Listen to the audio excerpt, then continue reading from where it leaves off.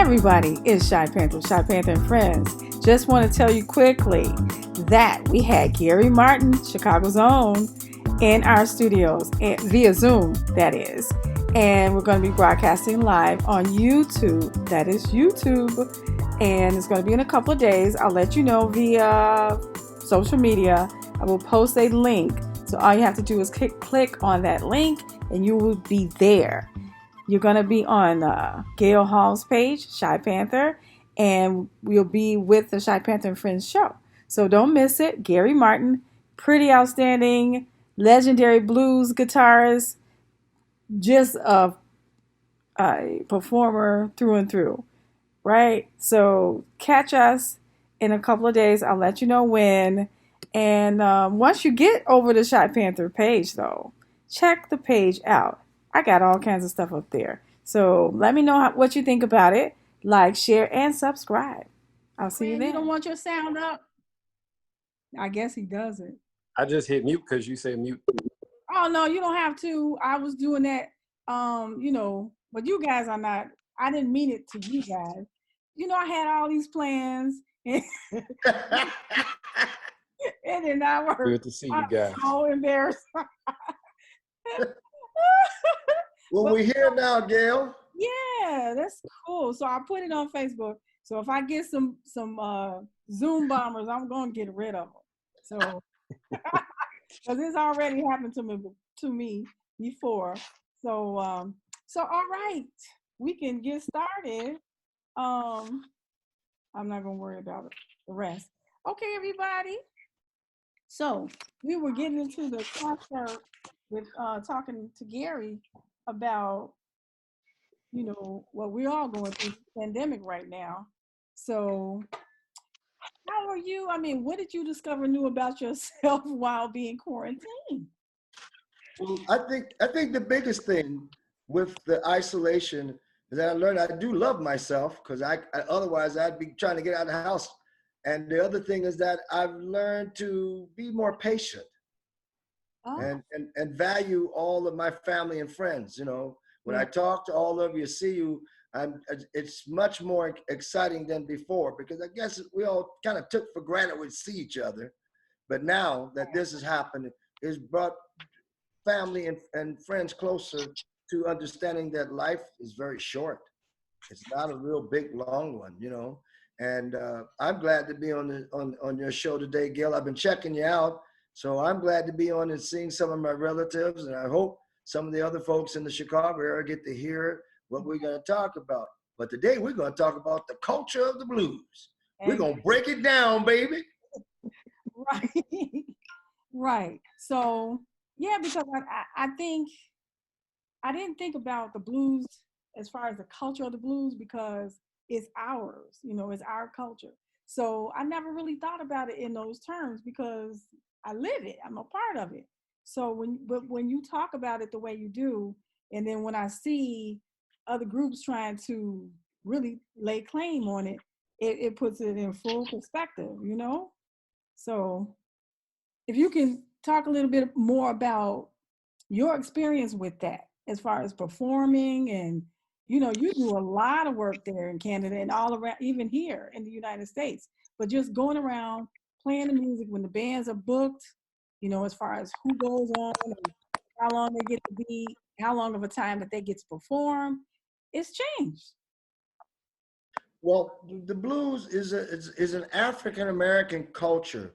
Over the years in Canada, I've lived among all nations on the planet: Africans, Caribbeans, East Indians, West Indians, all type of people.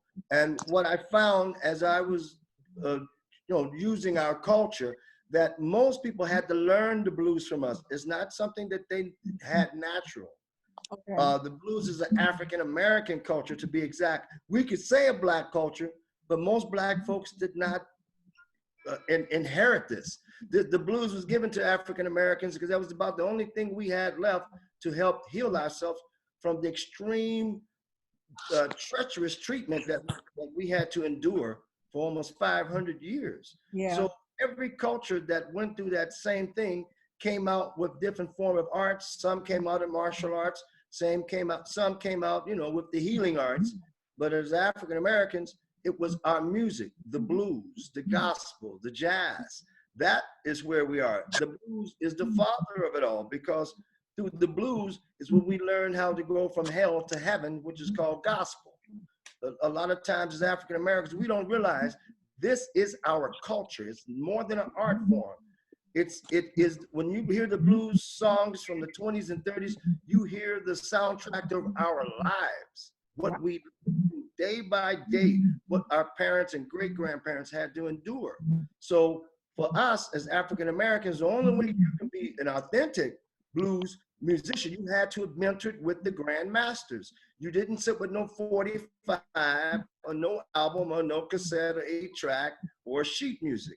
You had to go and mentor and train and work and learn all the different things that any craft has. So the blues is our original art form, and it is us to heal ourselves. It's a medicine.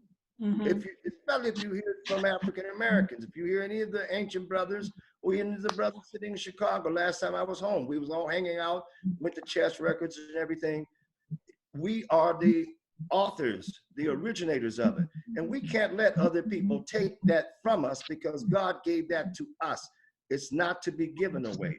Our young people don't understand it because we don't, almost all the mentors like myself, we left the US. I left the US in the 70s and just started returning and coming back more often lately to help bring this in. And I'm hoping other African-American blues musicians will come back so we can educate the young people on what the blues is. It's many forms of it. So, you know, even up to rap and hip hop, it all comes from the same place, just people do it a different way, different time. But blues is our culture. It is not an art form. Right. You know, blues is too, isn't it akin to like folk music, because it tells our stories? Correct? Yeah, I was thinking about It most definitely do. You hear the earlier blues brothers singing about the trouble they were facing and trying to find some type of peace and life within that hell.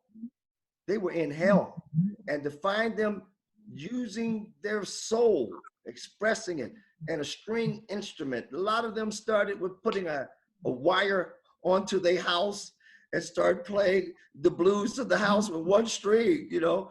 I mean, that is definitely someone has reached out to God, and God is answering by allowing them to create that.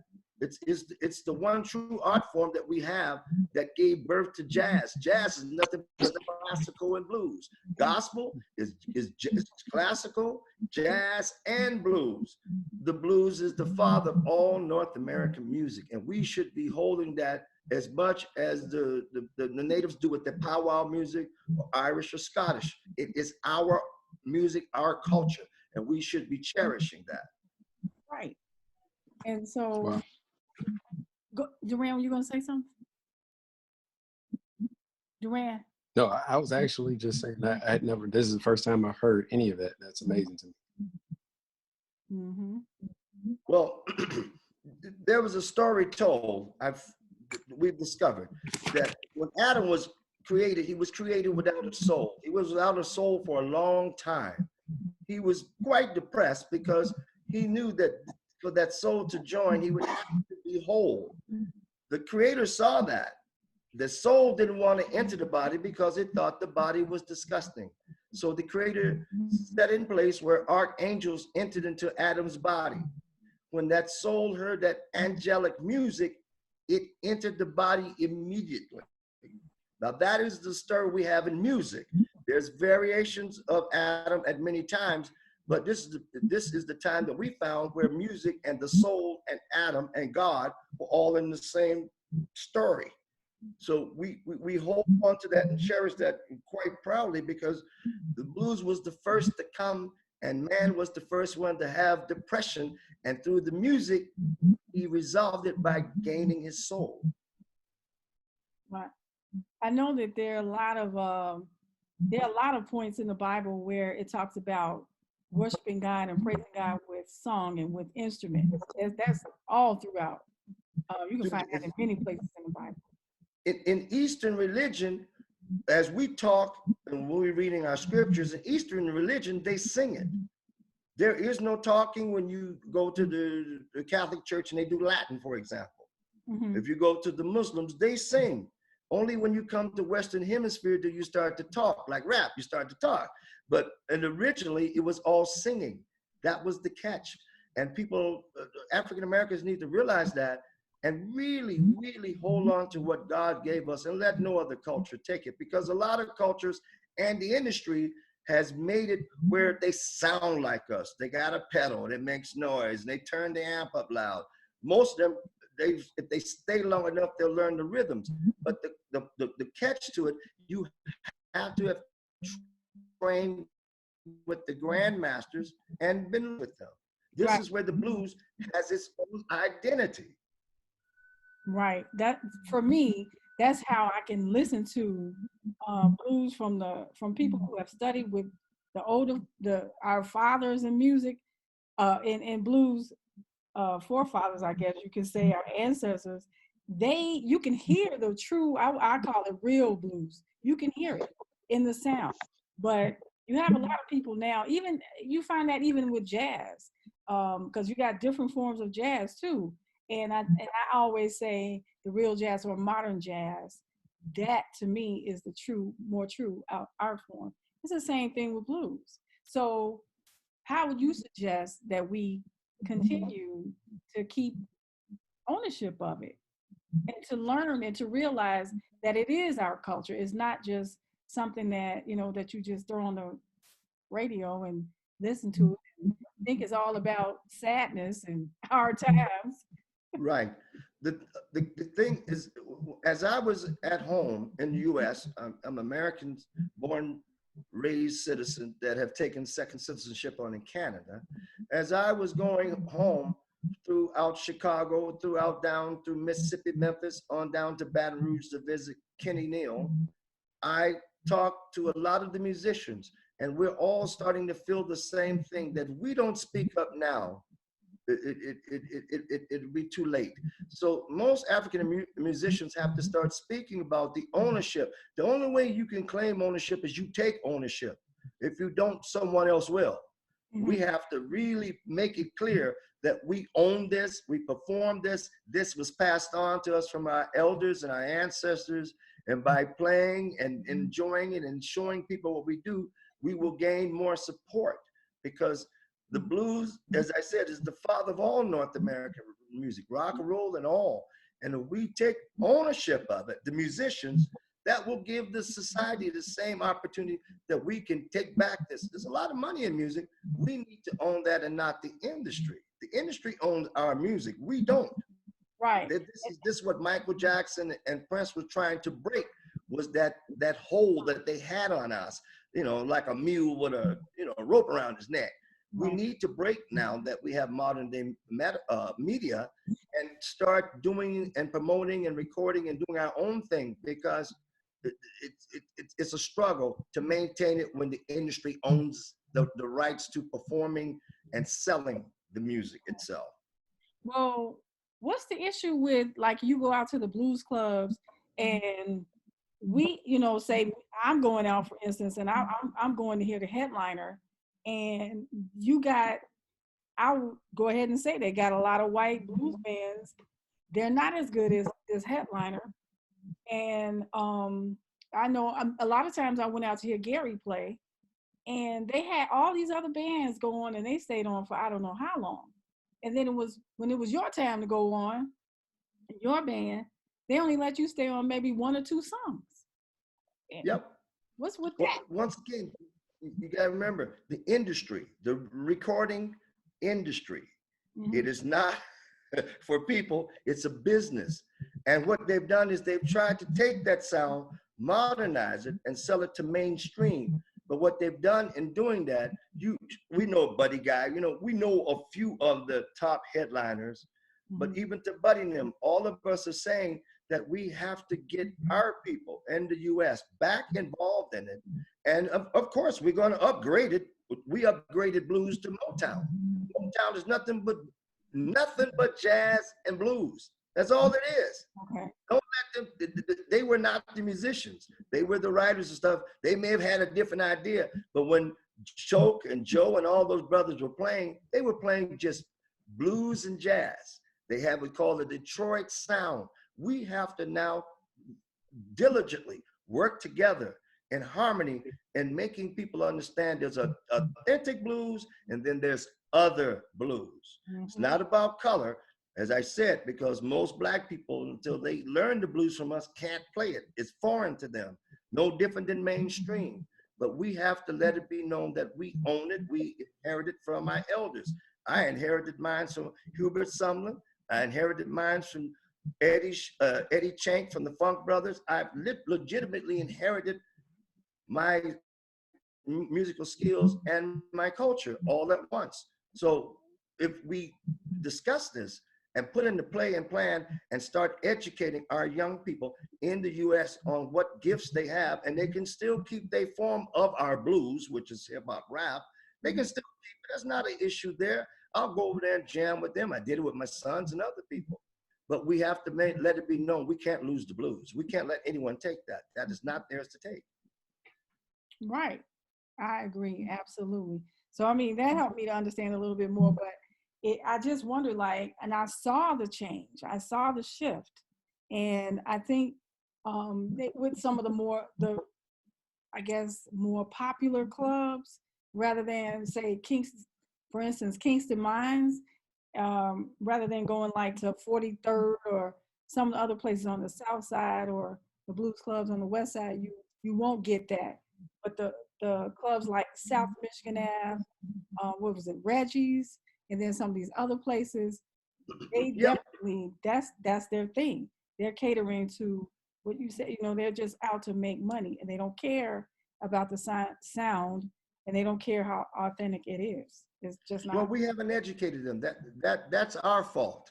Okay. We should be educating them, like they do with classical music. We need to educate them on our culture, the music, and it's a culture, and explain and play to them.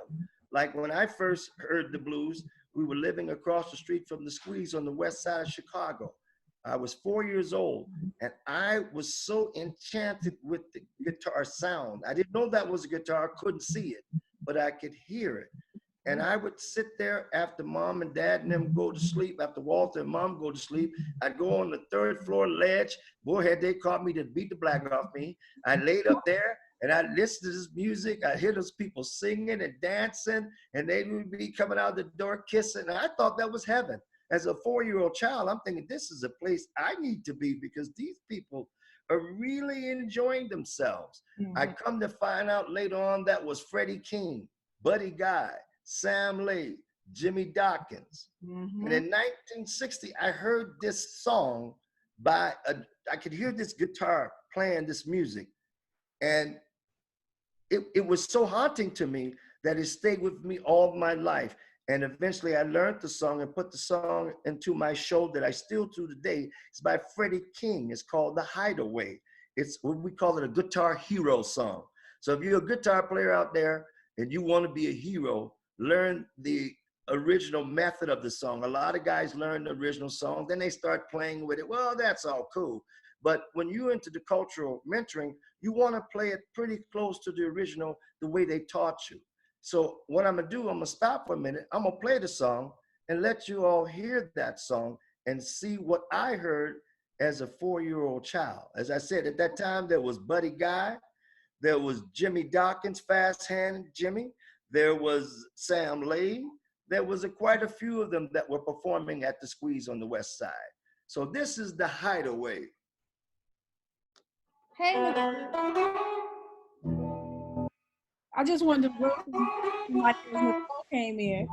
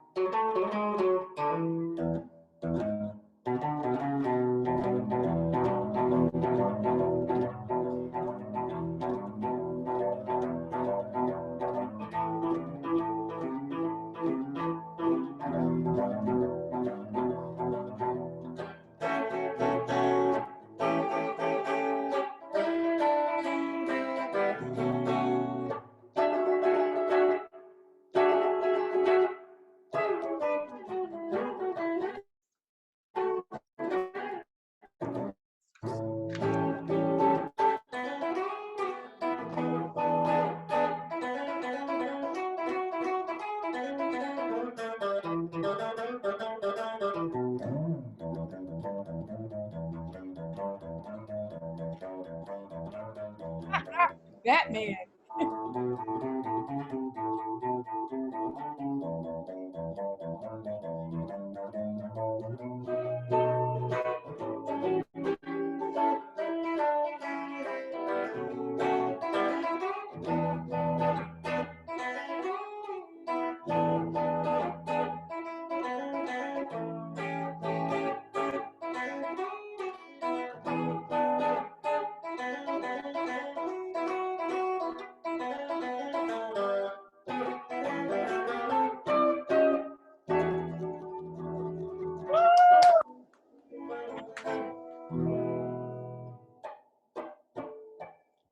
Y'all got some requests? That was the Hideaway. Oh. Freddie King, it was an argument of a couple of musicians who created it, but Freddie King, I guess he recorded it first, so we'll know him as the originator of it. I heard that in 1959-60, and it stayed in my mind and in my heart. And at that moment, I fell in love with the blues and the guitar sound. Yeah, And to me, when I heard the blues, I heard heaven. I heard happiness. I heard Black people enjoying themselves, kissing and hugging. I didn't hear any of that stuff at that time. Mm-hmm. And so the blues stayed in my heart. But 1965, my life came alive. That three most important things happened. Living on the West Side, there was John Brown. He had his band, and his parents owned their local corner store, nickel and dime store, 5 and dime. He had a band, and he would sit and practice outside in the summertime. Matthew, my brother, and I, Derek Houston, and all of us who lived in that area, we would sit and look over and watch them rehearse. I had a beat up guitar, had many guitars, beat up 2 and 3 strings, I tore them off, didn't know how to do it. And I heard this song.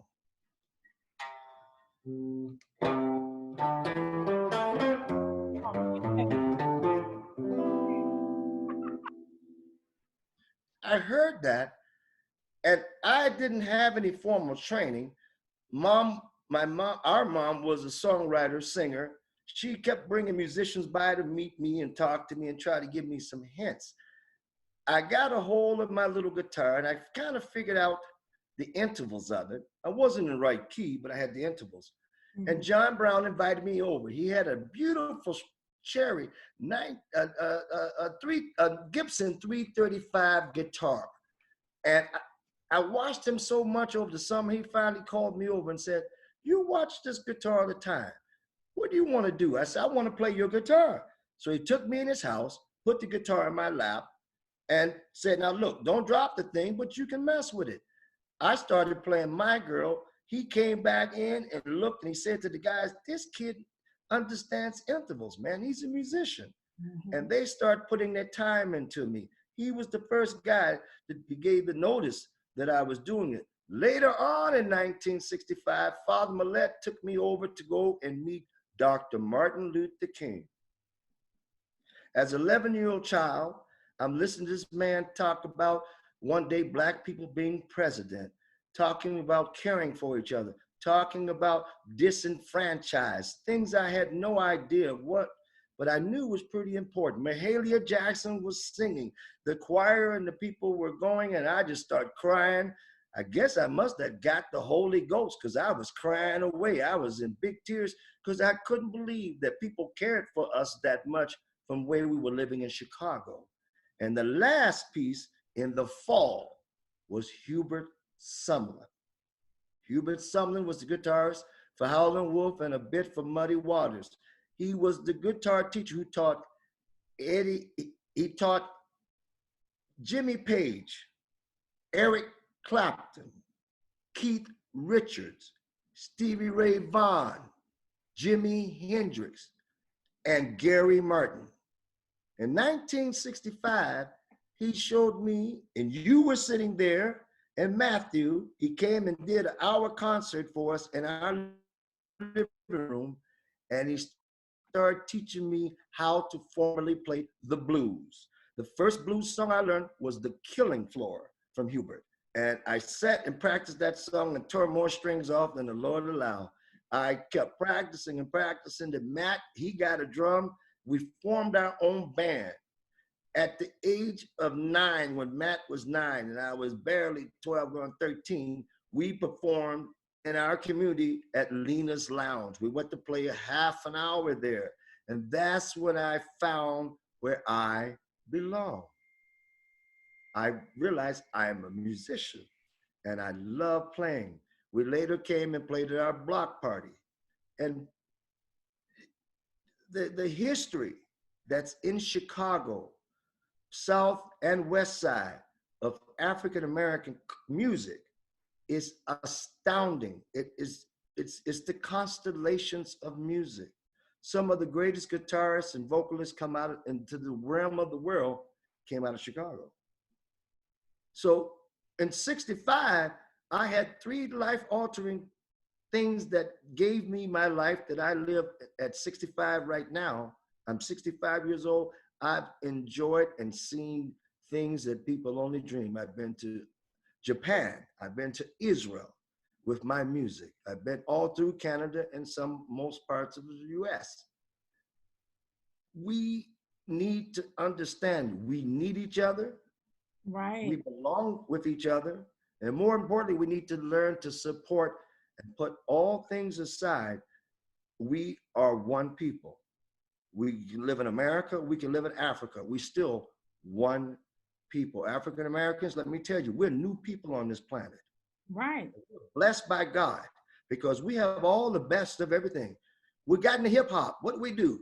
They're taking over hip hop like it's going to popcorn, man. Them people still ain't figured it all out. They can't just flood them out. That's how powerful we are. So from 1959 to 65, my life took a huge jump in trying to accomplish in music. That's when we had Dobie. Dobie was my first bass player. Dobie was joking and laughing. Dobie says, Gary and Matt wouldn't let me be their friends unless I learned how to play bass.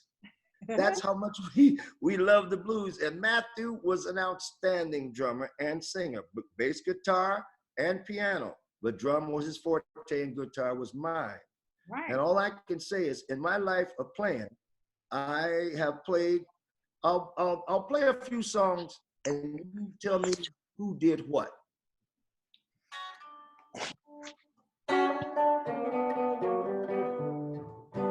Heavenly shades of night are calling this twilight time. Heavenly this night is falling this twilight time. When purple color curtain mark the end of day, I'll see you, my dear, at twilight time. Deepening shadows glad of splendor as day is done. Fingers of night will soon surrender the setting sun. I pray for evening, darling, just to be with you. Together at last at twilight time.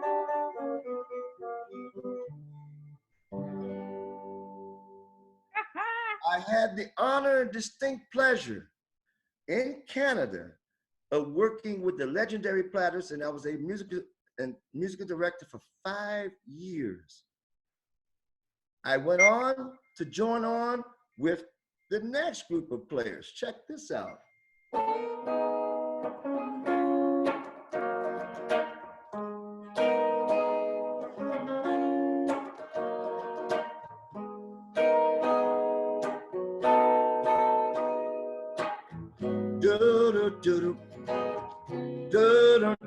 It's a shame the way you mess around with your man. It's a shame the way you hurt me. It's a shame the way you mess around with your man. I'm sitting all alone by the telephone waiting for you to call, but you don't come. The Funk Brothers, the greatest recording band of all time, made over 1,001 #1 hits. You can put all the bands you know together and you still wouldn't get 1,000 #1 hits. 1,001. The guitar player that I learned from in that band, Eddie Chank Willis, he recorded over 700 of those #1 hits.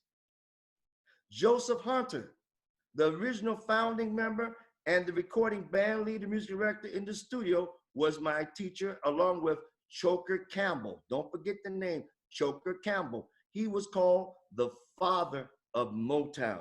Mm-hmm. I'll give you a small example of some of the stuff.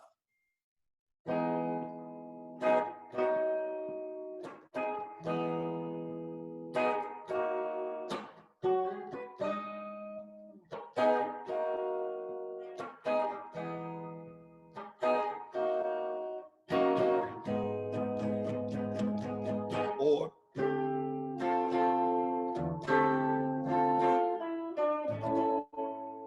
That's good. So Motown, that was back then. Awesome. now when you feel that you can't go on, all of your hope is gone, and your life is filled with much confusion, until happiness just an illusion, and your world around crumbling down. Well, darling, come on, girl, reach out. Or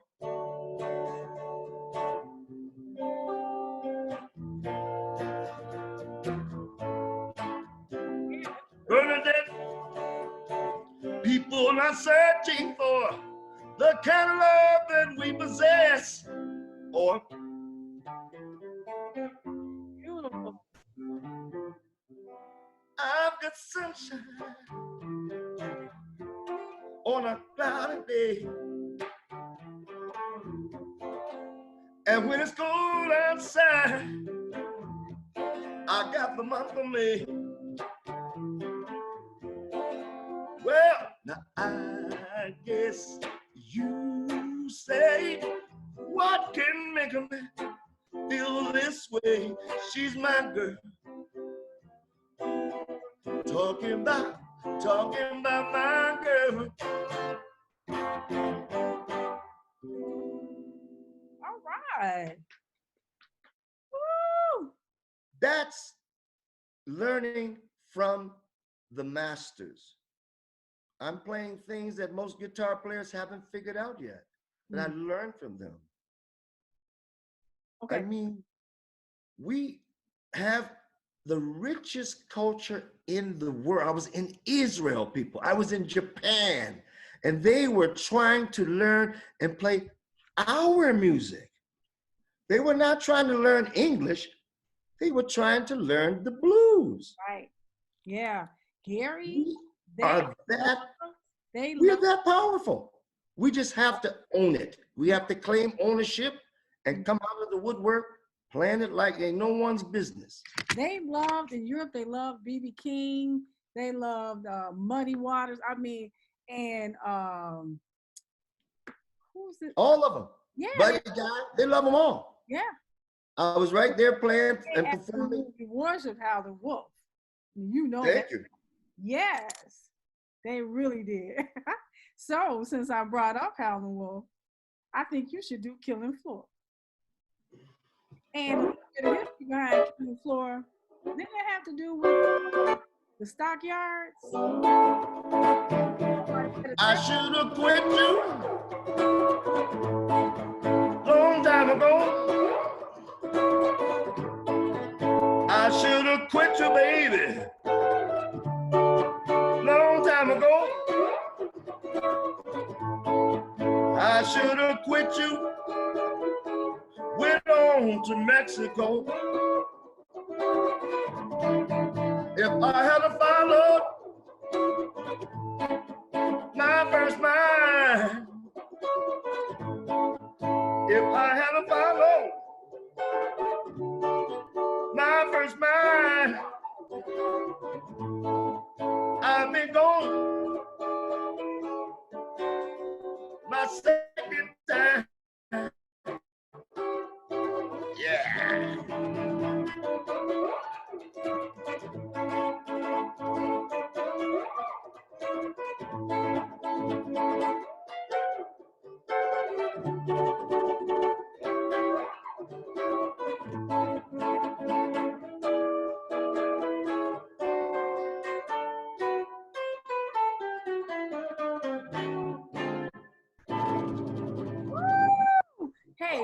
Now, you know, I got a whole bunch more. I got a whole lot of requests.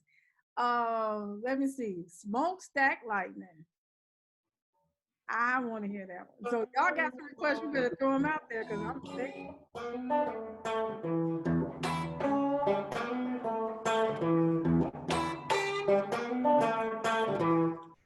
Or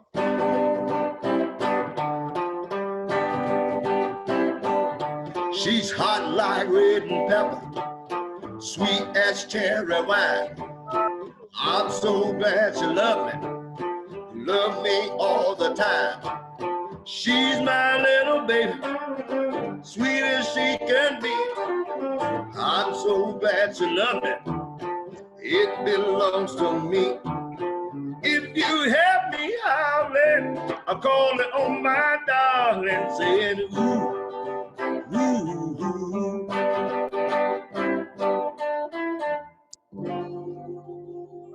Thank you. Now, you have any that were like your absolute favorite? You know. My absolutely favorite actually is by Teddy Pendergrass. Yeah. It's a blues, but most African Americans wouldn't consider it because they think the blues is this. Or You got me. That's on, what you I know, they thought. think like the blues is that and more. Okay. This That's what I song. thought.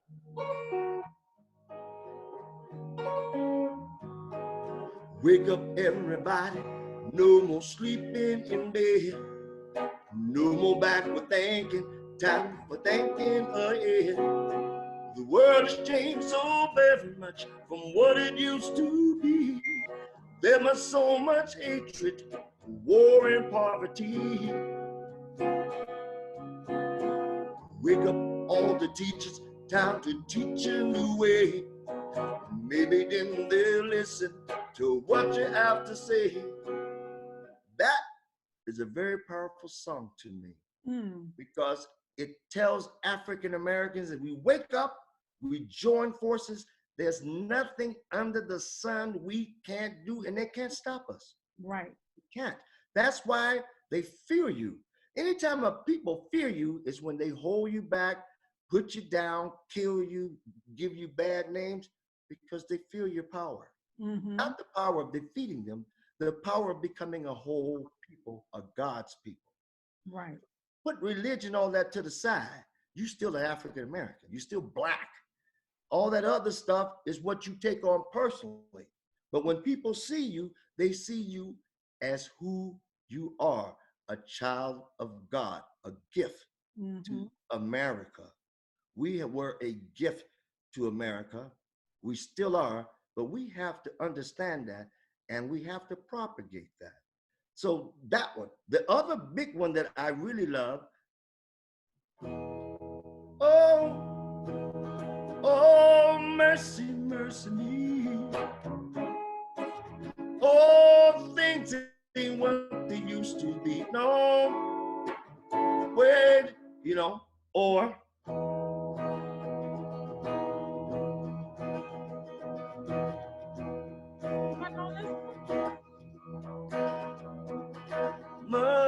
mother, there's too many of you crying. Uh-oh. You dying. You know we got to find a way to bring some loving in today. Yeah. Now, fathers, Right. don't need to escalate. Because war is not the answer. For only love can congregate. You know we got to find a way, yeah, to bring some loving in today, yeah. Now picket sides and picket lines.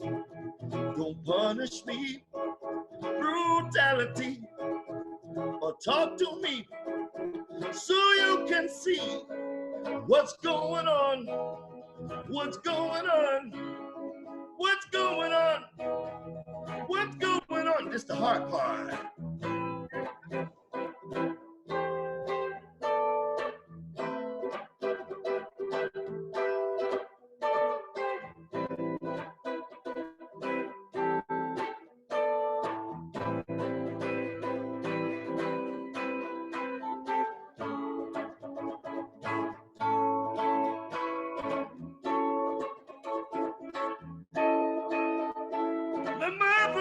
Mother. That is a powerful song. It sure is. It tells what we were going through in 1991 and what we're still going through in 2020. Still. Yeah. That's how powerful we are. With all that's been done, we still surviving. That's a God people. Yeah. That's a God people. Right. That's us. And I'm proud to be an American under any other association, whether it be religion or sex orientation. I'm first and foremost an African American. Absolutely. I'm a new people. Simple as that. Absolutely.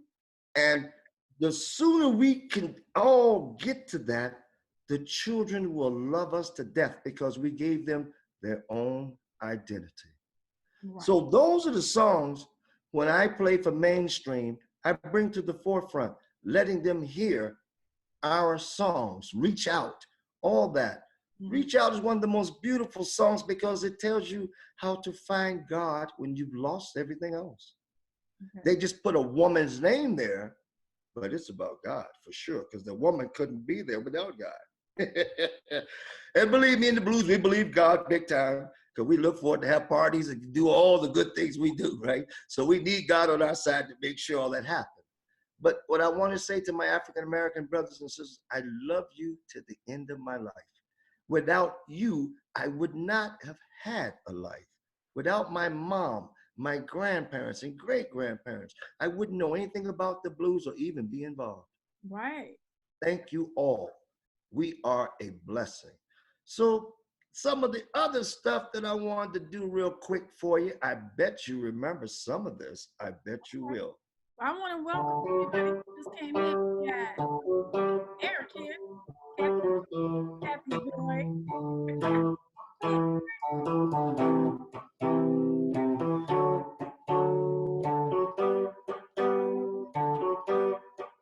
When the night has come and the land is dark and the moon is the only light we'll see. They took that and took it all over the world. African-American music. African-American music. We are a powerful people. The positive is going to come out. After this pandemic passed, I look to see us renewed. I look to see us having more families and more friends that are close and loving each other and the world, because we have it. We got it. We just got to bring it out now. Right. So what do you think, Gail? I think I'm enjoying it. I'm loving it.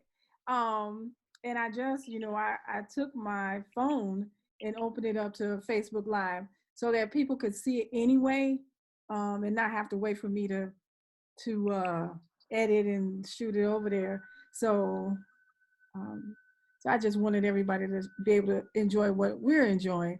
Now, let's see. If nobody else has a request, then I'd like you to sing something that you sang for Mom on when you came to visit her. I think it was, if it wasn't last summer, maybe the one before. It was. Well, one of them was A Rainy Night. I was doing Howling for My Darling.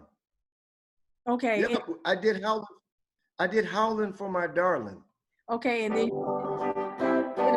others, you did Al Green, you did Let's Stay Together. Yep. And I think you did Rainy Night in Georgia.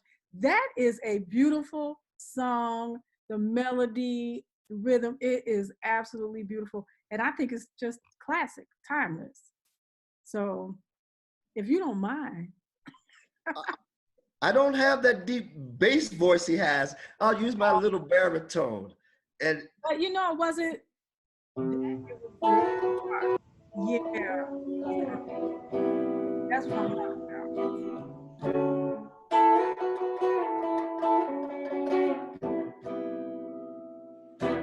hovering by my suitcase, trying to find a warm place to spend the night.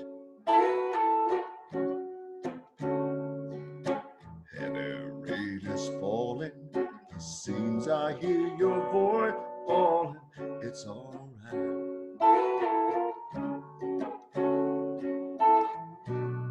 It's a rainy night in Georgia.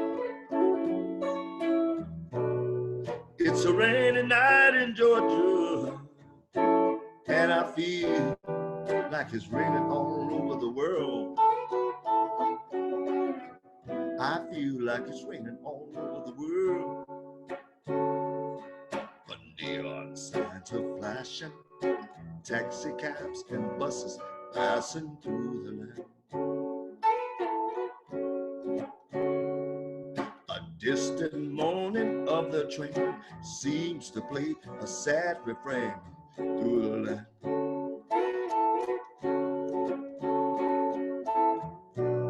It's a rainy night in Georgia. It's a rainy night in Georgia. And I feel like it's raining all over the world. I feel like it's raining all over the world. How many times have I wondered? It still comes out the same. No matter how you look at it or think it, it's life, and you just got to play the game.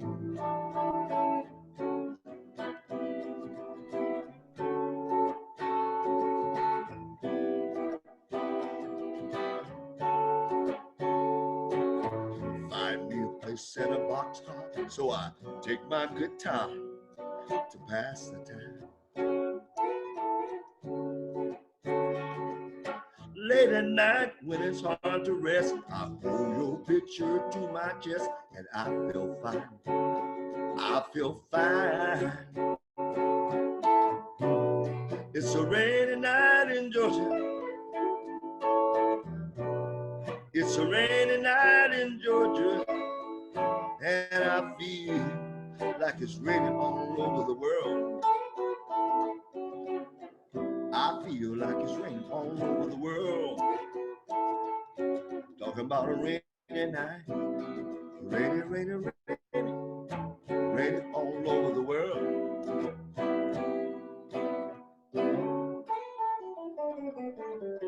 about. Oh, thank you, Gary.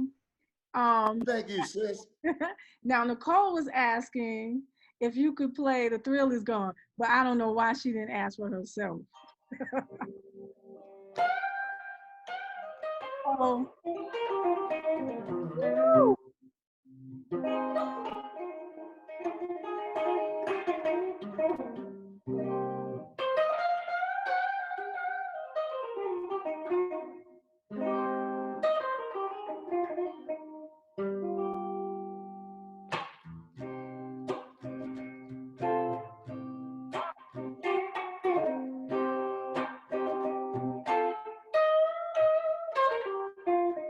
Thrill is gone.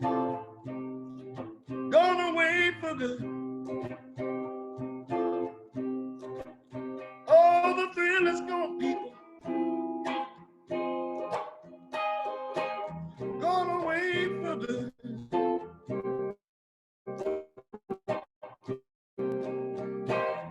You know you've been wrong. You're gonna be sorry someday.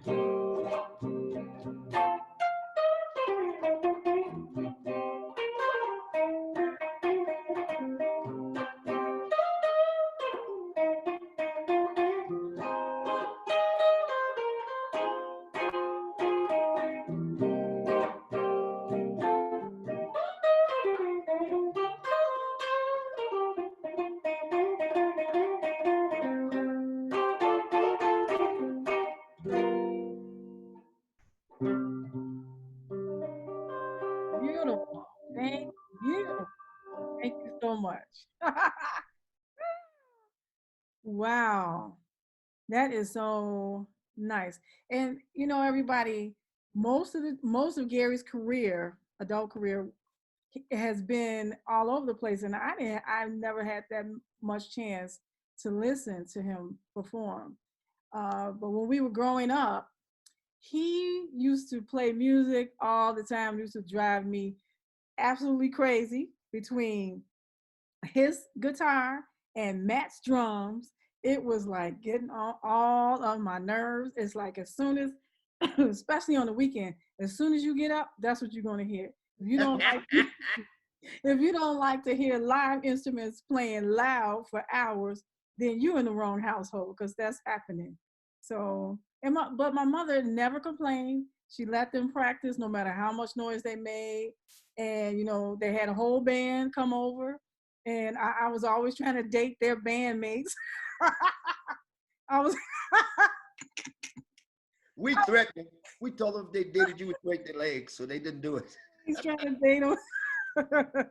but but anyway, it was fun, and I just feel like I missed so much because as he grew and became better and better and studied with all of the best musicians, the best blues musicians, he we had Hubert Sumlin used to come to our house. I mean, that's Howlin' Wolf's was he bass or Guitars. guitarist? Yeah.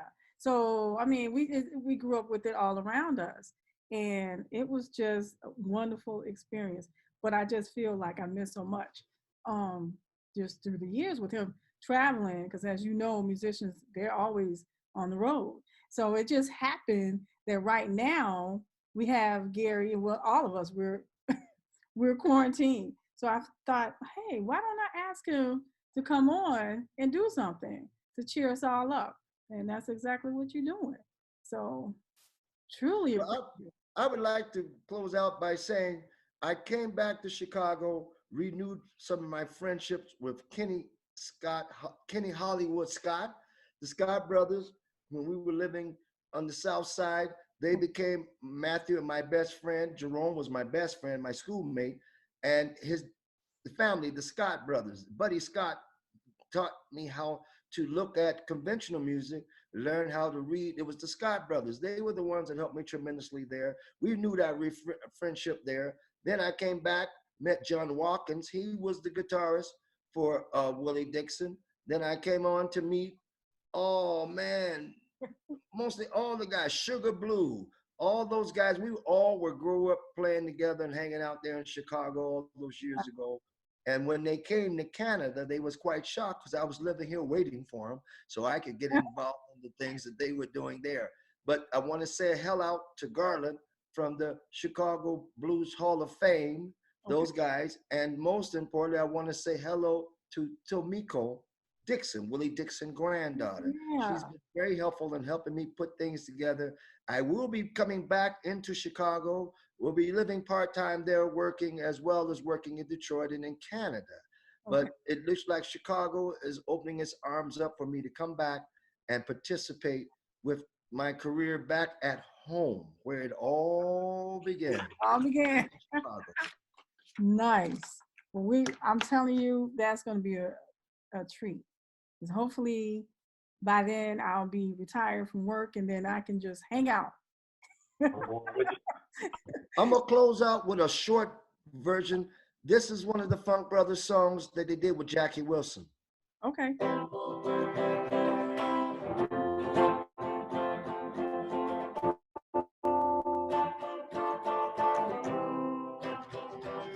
Your love keeps lifting me higher than I've ever been lifted before. So keep it up, put your arms all around me. I'll be by your side forevermore. Don't you know your love keeps on lifting me higher and higher.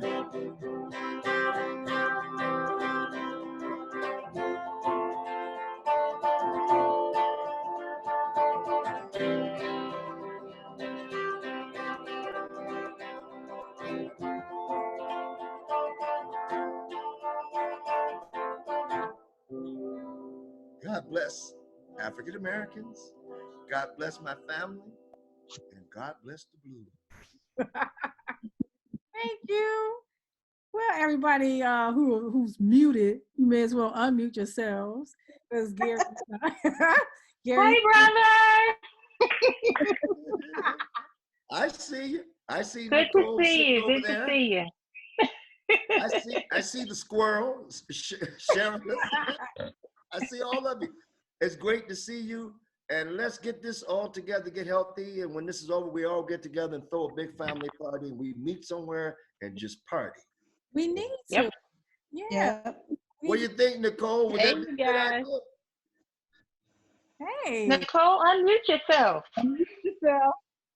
what is she saying? Something. Nikki, take your mute off. She's got her mic. I think her voice is gone. Oh, is she hoarse? Oh, okay. No, she's muted. Oh, unmute then. Okay, She said it's not going to work. you're not. Yeah, it's not going to work. Why? So I unmuted you. So you say tell Maxine and mom and them I said hello. you don't want. Loretta, you tell all the rest of the family I said hello. It was great. And Gail, anytime you want, let me know. I'll figure out more how to do this, but I'll definitely come on. And I would like to come on and next time and talk about the second part of my single career. I've always worked with bands. Okay. I've never, since I left Chicago, I always worked in bands. I didn't do the headline lead thing. But what I've done is now I've decided to take my career and go and work on it on my own. Okay. And so far it's working as a headlining single act. Things are really opening up the doors. And as you get off, I'm gonna play this song that the Funk Brothers taught and remember who did this.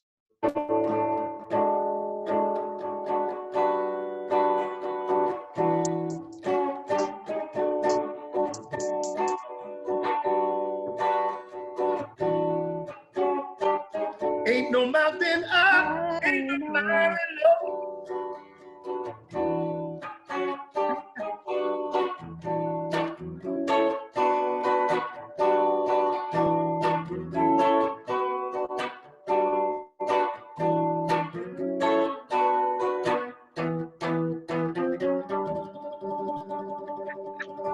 No mountain high enough, African Americans, not at all. Thank you.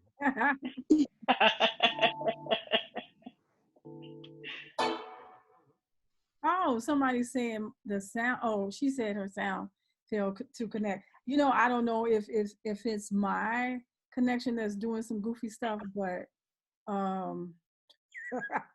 we'll just keep trying till we get it right. That's all we're gonna do. And Gary, thank you so much for your time tonight. I really hate to let you go, honestly, but I guess I should. Well, I want to thank you for the opportunity of speaking from Chicago, my birth home, my original home. I'm glad to see my family's there, taking in what I have to say, and see that I didn't waste my life. I built a whole new life in Canada, but I'm bringing that life back to Chicago where it all started, and hopefully have just as much of a good time as I did anywhere else. I hope all of you tell all the families, God bless. We all stay safe. And when this is over, we all meet up. Like I said, we set a plan, we set a date, wherever we're gonna meet strategically, maybe middle of every place. We come and have a party. Yeah, well, I think we need to because like our kids are grown and they And have I'll have my mic, so watch out. and and they all do reach out to each other on Facebook. So, but I think we need to do something as a family. We need to have a regular couple of times a year. If we can manage 2 times a year. But I think we definitely need to put in the effort because you never know. Things happen so fast. And, we got to do better. We really have to put the effort into doing better. And even if we, go from place to place, not everybody always come to one location. We need to take care of that because life is We're the next elders. That's the bottom line. right. We're the next group. Yeah, And we have to take our place and do like our grandparents and parents did for us. I remember Aunt Shama, Aunt Maddie, all of them, Aunt Roxy. I Right. remember Cousin Washington, Jackie Lee. I remember Walter. I remember all these people. They're all in my heart and my soul till the day I die. They will be there. We need to now show our children how to do the same thing and enjoy ourselves because it's our turn now. Right, exactly. It's our turn. So we'll do it. Well, love you. I hope to see you, and I'll be talking to you by the weekend, Gail. Loretta, it's good seeing you, girl. You got that big old guy, girl. You all wrapped up, all tight in there. I'm laughing my butt off, looking at you, going, look at, just live, just hug and hold it. And don't you be laughing, Nikki. I know you busting your moves. Don't be trying to act all shy and throw your hand in the air and all that. She's You like, know my you busting, sound is girl. not You working. ain't got My to sound is not working. Yeah, right.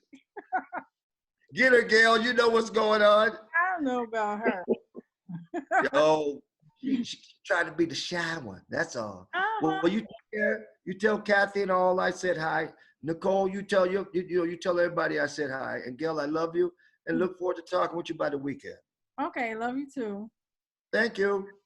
All Love right. you. Love you. Bye. Bye. Sorry, Facebook people. I'm gonna promise I'll get it right next time. All right, y'all. Have a good night. You too. Good night. Good night.